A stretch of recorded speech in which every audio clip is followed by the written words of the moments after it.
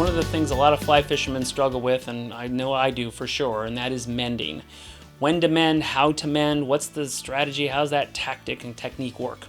So I was talking with Tim Fox. Tim is the owner of Mr. Fox Outfitters in Northern California.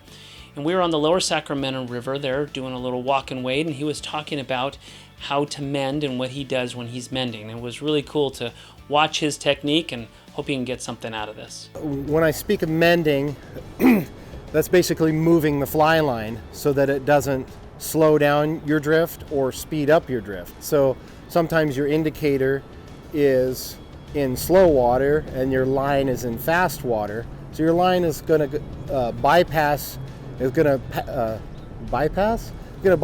indicator. So you have to take your rod tip, pick up the line, and move it back upstream of the indicator. If you move your indicator when you do that a little bit, that's okay. If you just use the tip of your fly rod, what's going to happen is you're going to move half the fly line and you're going to move the indicator closer to you. You're basically lifting the whole fly line off the water and moving it upstream of the indicator. And that way the indicator maybe bobs a little bit, but it's not moving position. And then it resumes your dead drift. Now, if the indicator's in faster water and your floating fly line's in slower water, then you're going to lift your fly line and move it downstream of the indicator, so the indicator's catching up to the fly line.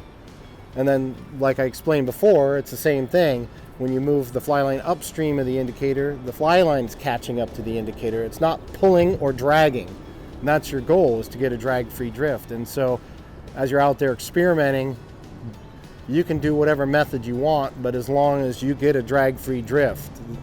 But mending is a huge part of that. If you don't mend, you're going to be fishing in vain, basically. When the indicator go past you and it's pulling away from you, and say you have a straight line between your rod tip and your indicator, you don't want to drag, so you want to feed line. Some people will stack mend, in which case you have to kind of lift your rod tip and then shoot line in little coils towards the indicator, and that allows the indicator to pull away from you without dragging.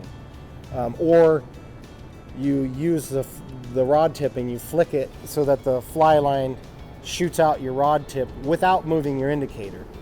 So practice on it. It takes practice. Good stuff from Tim Fox. He's the owner of Mr. Fox Outfitters. We can put you in contact with him if you want to walk and wade or drift boat fish there on the lower Sacramento River. He would be a great resource and a fun guy to be out there with.